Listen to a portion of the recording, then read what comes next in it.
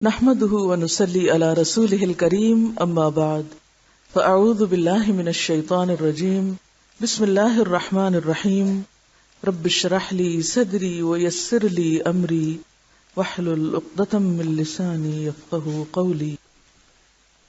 نماز کے بعد مسنون اذکار۔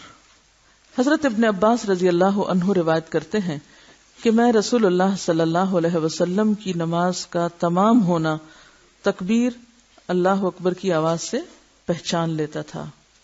یہ نماز پوری ہو گئی کہاں سے پتہ چلتی تھی؟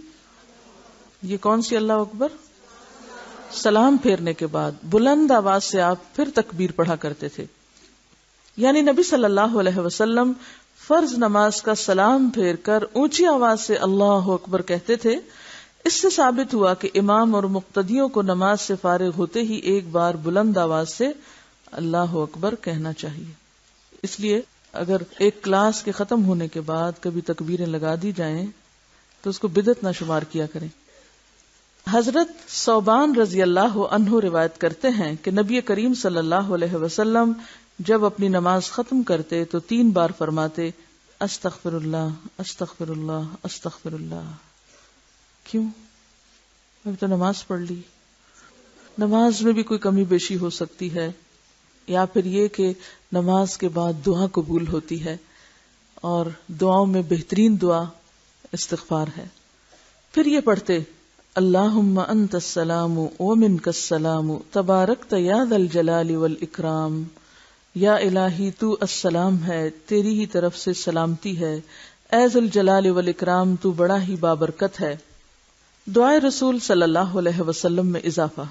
جس طرح دعائے اذان میں لوگوں نے اضافہ کر رکھا ہے، اسی طرح اس دعا میں بھی لوگوں نے زیادتی کی ہوئی ہے۔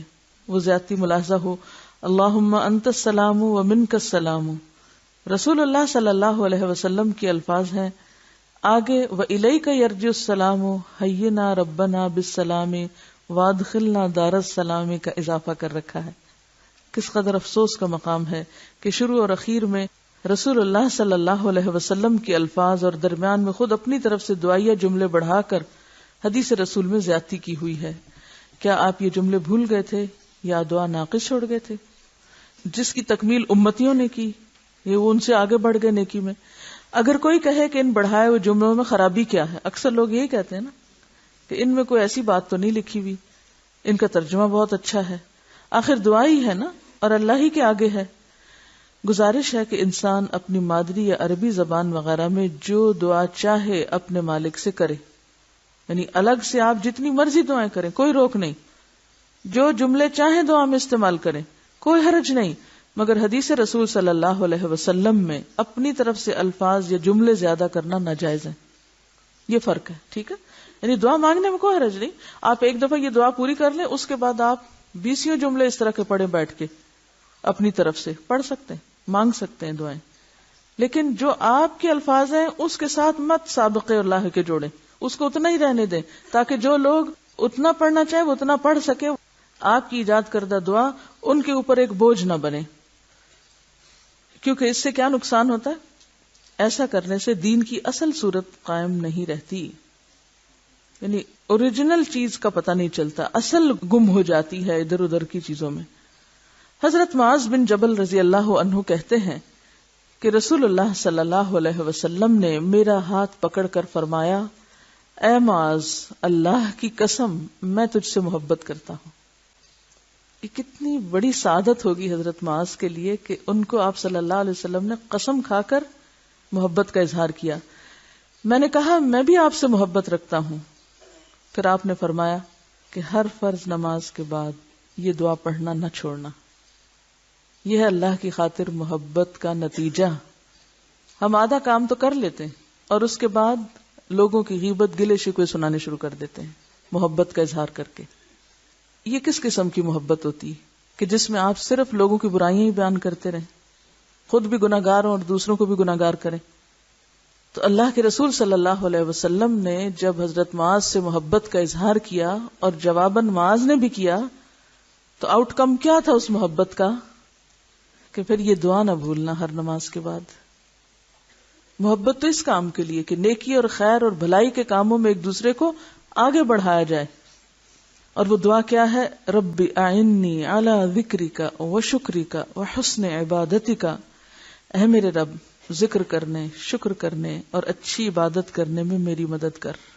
کتنی خوبصورت دعا ہے، کیونکہ ہم سب چاہتے ہیں ذکر کریں، اللہ کے شکر گزار بندے بنیں، اچھی عبادت کریں، یعنی ہم میں سے ہر ایک کی حرص ہے، اور میرے خیال ہے جتنی سنت کے مطابق نماز پڑھنے کی توفیق ہو رہی ہے اتنی اور تڑپ بڑھتی ہے نا، یہ بڑھتی جا رہی ہوگی کہ اللہ ابھی نہیں تسلی، ابھی اور اچھی نماز چاہیے، اور اچھی چاہیے، اور اچھی چاہیے۔ خاص طور پہ وہ جو 5 مرتبے آپ نے نمازیوں کے پڑھے ہوں گے، اس کے بعد تو اپنا آپ کھل کے سامنے آ گیا نا کہ ہم کہاں کھڑے ہیں، اب کتنے مطمئن ہیں کچھ نہ کر کے بھی۔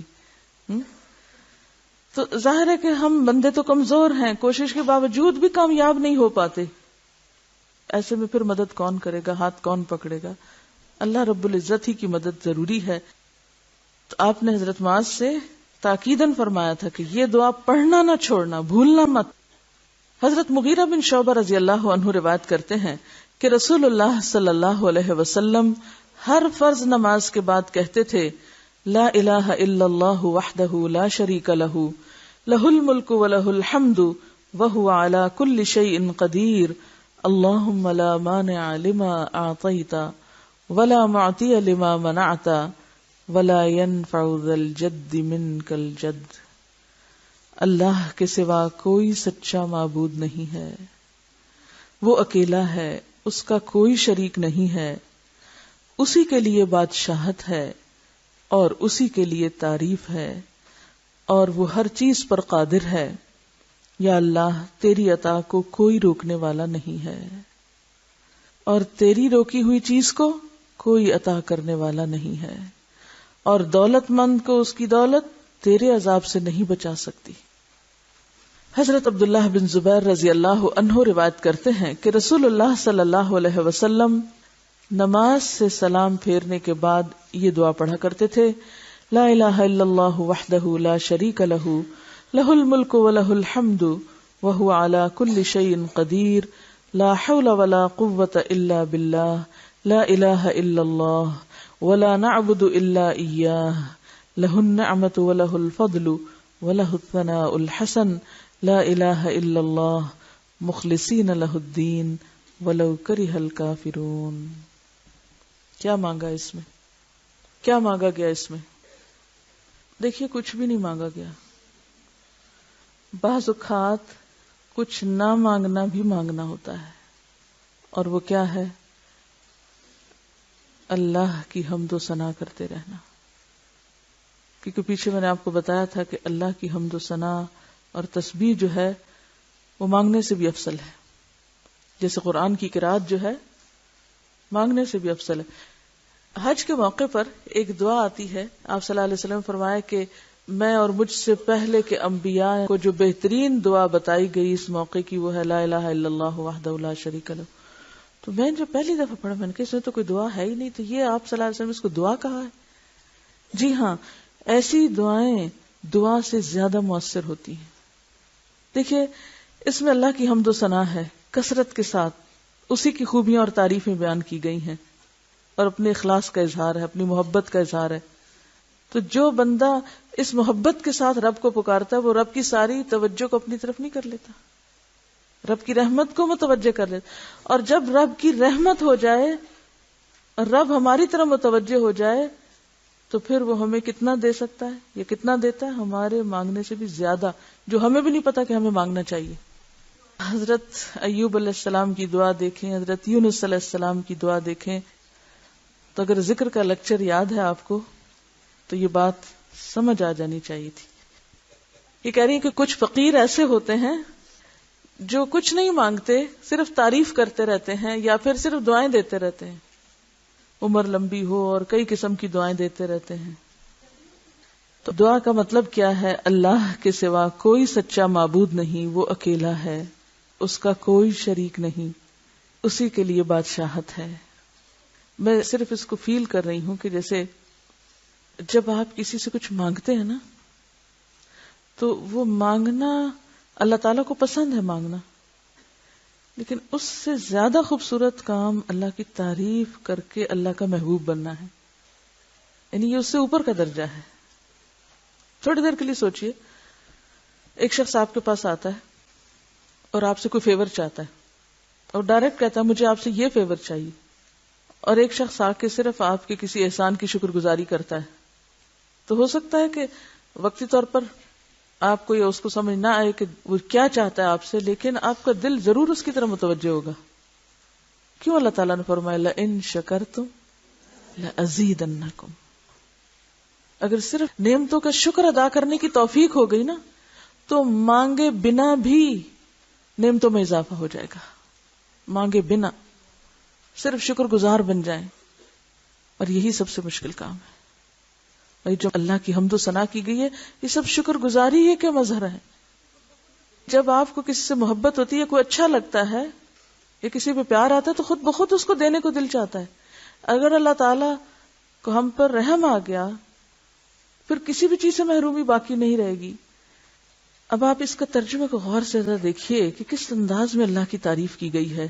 اللہ کے سوا کوئی سچا معبود نہیں، وہ اکیلا ہے، اس کا کوئی شریک نہیں، اسی کے لیے بادشاہت ہے اور اسی کے لیے تعریف ہے، اور وہ ہر چیز پر قادر ہے.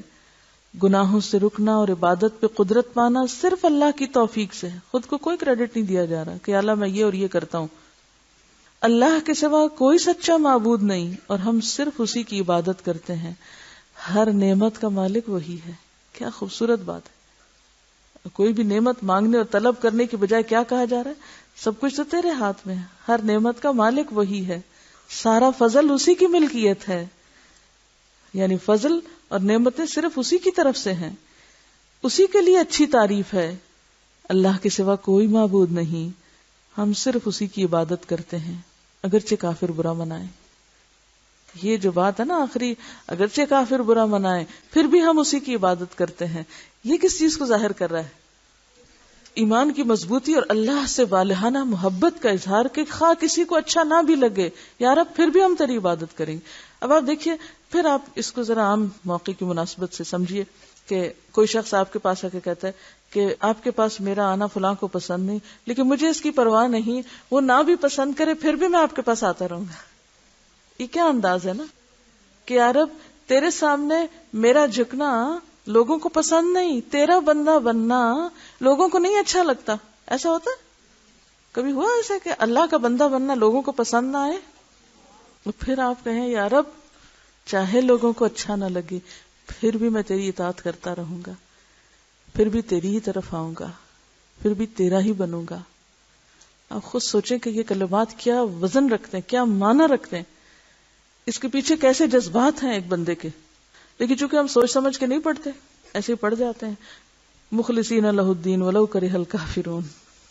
رسول اللہ صلی اللہ علیہ وسلم نماز کے بعد ان کلمات کے ساتھ اللہ کی پناہ پکڑتے تھے. اللہم انی اعوذ بک من الجبن واعوذ بک من البخل واعوذ بک من ان ارد الى ارذل العمر واعوذ بک من فتنة الدنیا وعذاب القبر. اے اللہ میں بزدلی اور کنجوسی سے تیری پناہ چاہتا ہوں. دیکھیں سب سے پہلے کیا مانگا جا رہا ہے نا، یعنی مانگنے کی چیزوں میں پہلے پچھلی چیزیں تو سب کیا ہیں؟ حمد و ثنا، تعریف. اور جو مانگنے کی چیز ہے وہ یا اللہ اس بزدلی اور کنجوسی اور بخل سے مجھے بچا، اور اس بات سے بھی تیری پناہ چاہتا ہوں کہ مجھے رذیل عمر، ارذل العمر یعنی زیادہ بڑھاپے کی طرف پھیرا جائے. اور اسی طرح میں دنیاوی فتنوں اور عذاب قبر سے بھی تیری پناہ چاہتا ہوں.